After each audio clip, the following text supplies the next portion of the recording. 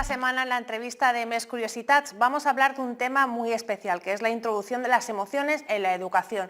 Es un tema que está muy de moda y por eso tenemos aquí a María José Llorac, que nos va a introducir en este tema tan desconocido para muchos. Bueno, María José, muchísimas gracias, ¿no?, por acercarnos el mundo de las emociones, ¿no?, en la educación, que es un tema, ¿no?, que ahora está muy de moda.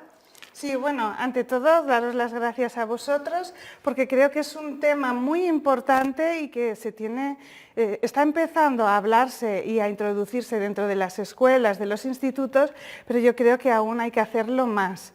Porque, claro, es importante lo curricular, pero y también baso la experiencia, también un poco como terapeuta, para tener éxito curricular también tiene que haber una buena gestión emocional.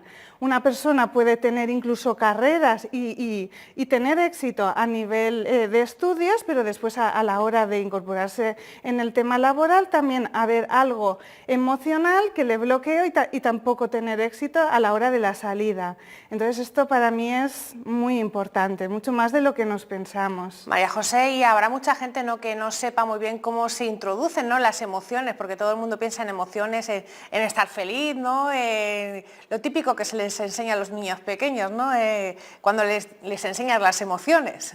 Sí, o sea, yo creo que no hay una forma concreta, hay distintas formas y cada uno tiene que ir cogiendo aquello que realmente le resuene y sobre todo a los profesores si lo quieren incorporar. Hay una parte que es enseñar a los niños, a los adolescentes a saber que están las emociones, a conocerlas, a entenderse por qué en cada momento se siente de una forma diferente, a saber gestionarla. Pero hay una cosa muy importante, porque normalmente está como las emociones buenas y malas, y las malas se pretende taparlas, y entonces hay como una forma, no sabría exactamente, pero como que van a la conducta, ¿no?, a corregir la conducta y a no expresar. Pero esto es un error, porque sí que es verdad que la conducta hay que corregirla, pero hay que mirar el fondo, de dónde viene. Porque a lo mejor una reacción de un niño, aparentemente de una situación que no tiene ninguna importancia, pero es que resulta que de fondo hay algo mucho más profundo. Entonces, hay que mirar no solo la conducta, porque con la conducta solucionaremos ese día o el próximo, porque se acordará del castigo y ya está, pero no es la solución, porque ahí hay algo más. Entonces, yendo a ese más es donde se puede realmente corregir que en un futuro no pasen estas cosas. Otra cosa es que tenemos que, da igual que sea una emoción negativa o positiva, hay que expresarla. Entonces, los maestros pueden tener muchas herramientas donde dejar que se exprese, porque todo lo que no se expresa, ¿no?, todo lo que se tapa, en un momento dado se irá llenando y es lo que decíamos, ¿no?, esa explosión cuando la base era otra. Entonces es importante que vayan pudiendo expresar y no pasa nada. ¿Estoy enfadado? Vale, estás enfadado, pero ¿qué podemos hacer para poder seguir en una clase normal, que tú no molestes, que no molestar a los demás ni que hagas daño a nadie? Entonces, son muchas cosas. Sería, ¿no?, también importante, ¿no?, a la hora de tratar desgraciadamente, muchos adolescentes que hoy por hoy tienen muchos problemas, ¿no?, a la hora de manejar realmente su conducta, ¿no? Sí, y realmente el tema de los adolescentes es un tema también bastante importante porque ya son más grandes, entonces los problemas como que son más grandes. Desde los institutos yo estoy viendo que el profesorado necesita una ayuda de un profesional que pueda estos adolescentes donde que ya no se le encuentra un sitio, ver cómo se le puede orientar o acoger, porque normalmente hay un abandono desde fuera, y entonces para poder, porque claro, es que son el futuro. Y normalmente, por ejemplo, hablaríamos de bullying, ¿no?, que está tanto de moda, pero vuelve a pasar lo mismo. ¿Qué se trata? La conducta. Se expulsa, pero claro, esto no es la solución. Y hay campañas y todas van contra el bullying, ¿no? Contra los adolescentes que se meten con los otros. Pero volvemos a lo mismo, solo tratando esta parte no es la solución, porque la persona que es víctima de bullying, ahí hay un programa y normalmente es de autoestima, de demasiada presión, de un estrés, de una sensibilidad extrema, que incluso aunque los cambien de instituto o de colegio, si no ha habido un trabajo interior, van a volverse a encontrar con la misma situación. O sea, la solución no es solo con el agresor, sino también con la víctima. Exactamente, esto es muy importante. María José, ¿y cómo podemos, ¿no?, desde casa también ayudar a esa educación en las emociones? Porque supongo que será una balanza, ¿no? Por una parte la educación en el colegio y en los institutos, pero una parte muy importante también la tienen las familias, ¿no? El entorno más cercano de los niños y de los adolescentes. Sí, de hecho yo siempre digo, lo primero es, hay un problema, un hijo, un alumno, primero es trabajarse uno mismo. No se puede cambiar nada si no se empieza con uno mismo y desde luego el papel en casa es fundamental, la comunicación, ya en casa pero también en la escuela, dentro de los mismos trabajos y proyectos. En las escuelas podemos hacer proyectos donde compartir cosas. Si compartimos cosas, yo comprendo al de al lado y si comprendo al de al lado ya no me pondré tan furioso cuando me diga algo porque comprenderé cómo es y lo que le pasa. Y en casa aún más, ¿no? O sea, la comunicación, que no haya aquí un sargento, soy el padre, es lo que yo digo y se acabó. Y bueno, yo lo que ofrezco son una serie de herramientas, trabajo mucho la visualización creativa, también la creatividad, porque son dos herramientas para gestión de emociones muy buenas. Y bueno, pretendo hacer también talleres donde trabajar a los padres y también a los profesores. A los profesores sería un poco enseñarles esta técnica, la visualización creativa, para que la apliquen dentro del aula.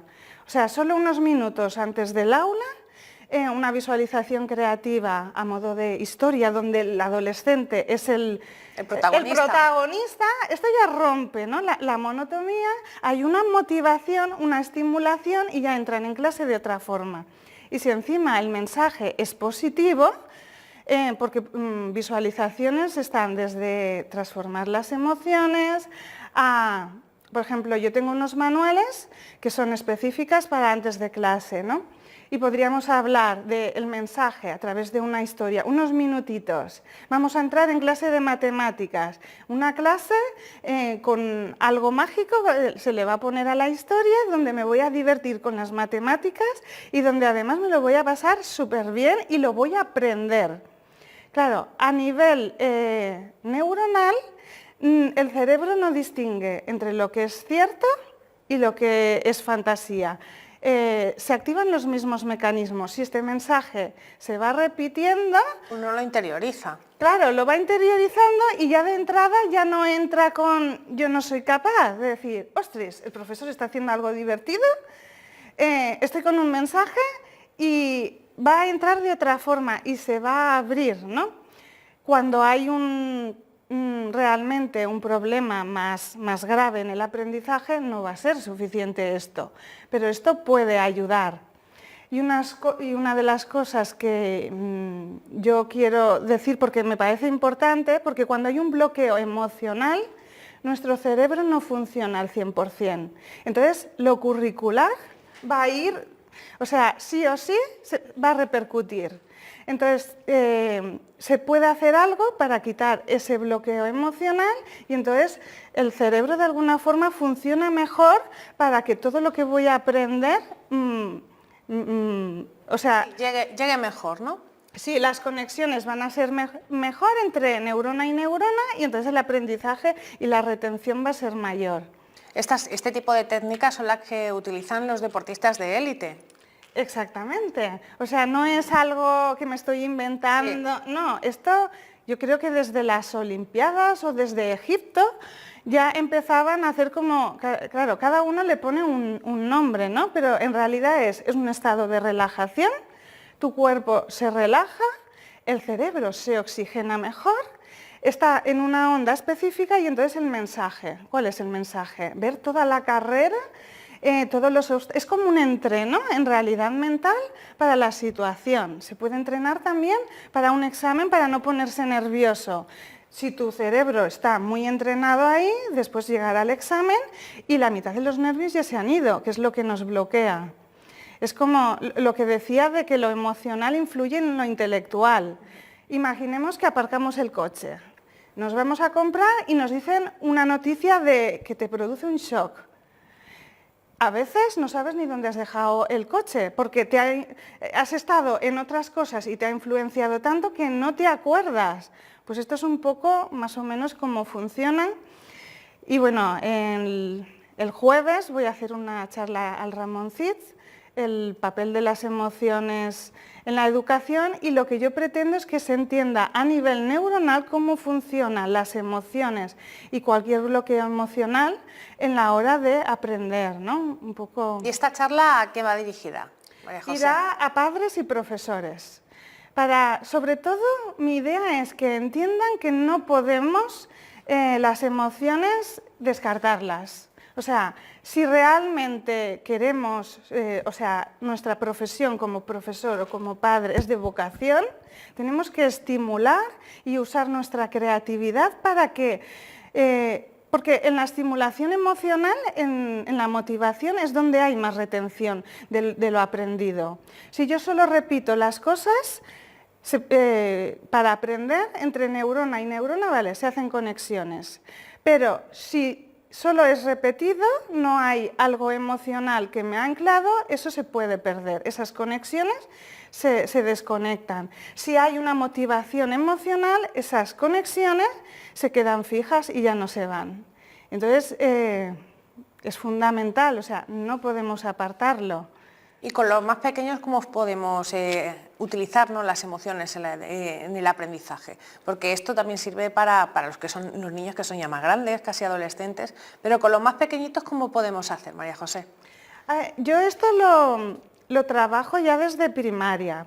A los más pequeños, yo creo que en realidad es que ellos son todo emoción y simplemente hay que acompañar, porque las emociones ellos lo tienen como algo natural. Somos nosotros los que no aceptamos sus emociones. Entonces yo casi que en los más pequeñitos sería un trabajo interior del adulto, de comprender y de acompañar simplemente.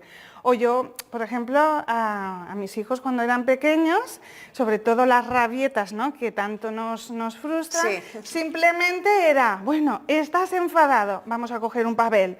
Y lo rayaban, sacábamos toda la furia, es como acompañar, porque las emociones hay que aceptarlas. Y después decíamos, ya lo vamos a tirar.